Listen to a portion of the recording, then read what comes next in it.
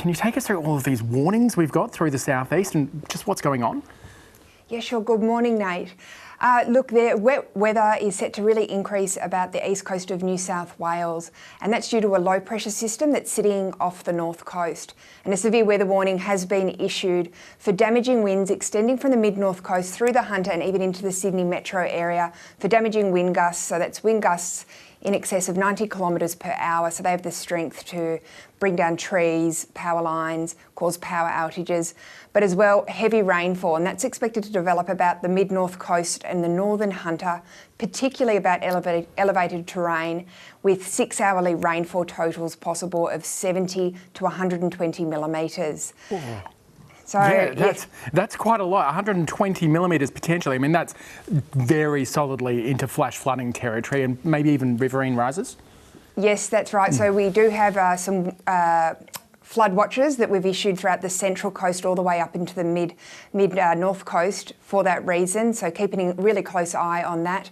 But as well, that low pressure system is generating really heavy surf. So we do have a hazardous surf warning current for a large part of the New South Wales coast. And there's also the risk of coastal erosion, particularly about the south-facing coastlines. So a lot happening for New South Wales over the coming days, with that heavier rainfall expected to continue into that low, starts to move away during the second half of Saturday or tomorrow. Okay, so that's also causing some damaging winds in Victoria, even further afield as well. Yes, that's right. We do have a severe weather warning current for the alpine areas of Victoria. Overnight, gales have started to develop and they're expected to continue throughout this morning at least. So really windy for those elevated areas of eastern Victoria.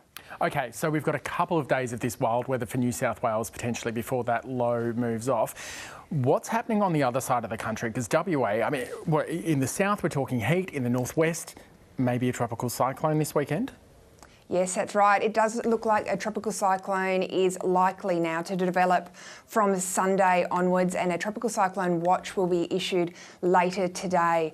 Now, our current models are indicating that it will track parallel to the coast, so no coastal crossing is likely at the moment.